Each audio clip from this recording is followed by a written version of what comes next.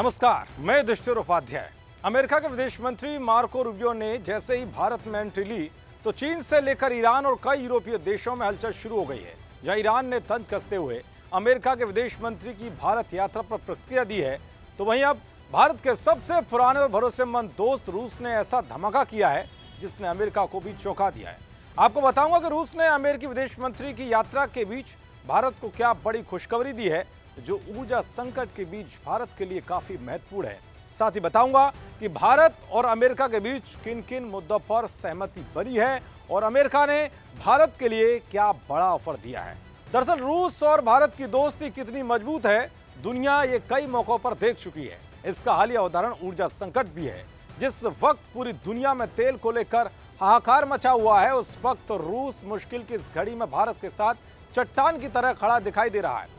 यही नहीं बल्कि कुछ महीने पहले अमेरिका और भारत के बीच हुई डील के बावजूद भी रूस ने दिल खोलकर यह कह दिया था कि भारत अपने हिसाब से अपने फैसले लेने के लिए स्वतंत्र है, जिसने साफ कर दिया था कि भारत को जहां से फायदा होगा, रूस हमेशा उसके साथ खड़ा रहेगा। कुछ दिन पहले ही रूस के विदेश मंत्री ने ऐलान करते हुए कहा था कि रूस भारत को तेल, गैस और कोयले की आपूर्ति में कोई कमी नहीं आने देगा। एक बार फिर रूस ने भारत के लिए बहुत बड़ा ऐलान किया है। दरअसल भारत में रूस के deputy chief of mission Roman ने दावा किया है कि जहां रूस भारत के लिए कच्चे तेल का भरोसेमंद सप्लायर बना हुआ है, वहीं दोनों पक्ष अब भारतीय शहरों को gas supply, CNG filling station के विस्तार और नई तेल, गैस और पेट्रोकेमिकल फैसिलिटी के अवसरों की तलाश कर रहे हैं। दरअसल रूस की ये बात इसलिए भी अहम है क्योंकि पश्चिम एशिया संकट ने एनर्जी सप्लाई चेन को प्रभावित किया है। रूस भारत को कच्चे तेल के सबसे बड़े सप्लायर के तौर पर अपनी स्थिति बनाए हुए है। दोनों देशों के बीच ये सिलसिला आगे भी जारी रहने की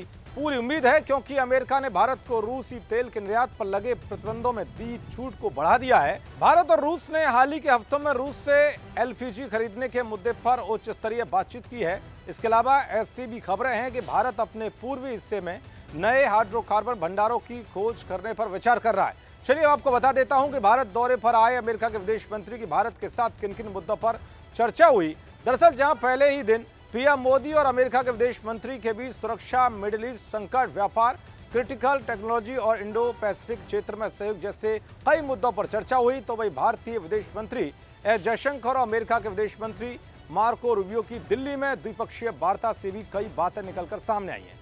बातचीत के दौरान जयशंकर ने भारत के वैध यात्रियों को अमेरिकी वीजा मिलने में आ रही चुनौतियों को भी उठाया। इसके जवाब में रूबियो ने कहा कि सबसे पहले मैं अमेरिकी अर्थव्यवस्था में भारतीयों के योगदान को स्वीकार करता हूं। तो वहीं अमेरिका की तरफ से ऑफर मिला है कि वो भारत की बड़ी ऊर्जा जरूरतों को पूरा करने के लिए तैयार है। रूबियो ने कहा है कि अमेरिका भारत को उतना तेल, गैस बेचने के लिए तैयार है जितनी वो खरीदना चाहता है। दरअसल ट्रंप प्रशासन एक नई नीति लाने की तैयारी कर रहा है, जिसके तहत कई लोगों को अमेरिका में रहकर ग्रीन कार्ड प्रक्रिया पूरी करने के बजाय अपने देश लौटकर आवेदन प्रक्रिया पूरी करनी पड़ सकती है। इस प्रस्ताव ने खासतौर पर भारतीय आईटी प्रोफेशनल और H-1B वीजा धारकों की चिंता बढ़ा दी थी, लेकिन अब ट्रंप प्रशासन ने ग्रीन कार्ड प्रक्रिया में प्रस्तावित बदलावों को लेकर उठी चिंताओं के बीच कुछ नरमी के संकेत दिए हैं, जिससे लाखों भारतीयों को फायदा होगा। अब देखना ये होगा ये फैसला कब और कैसे जमीनी स्तर पर काम करता है। देखते रहिए जी न्यूज़। नमस्कार।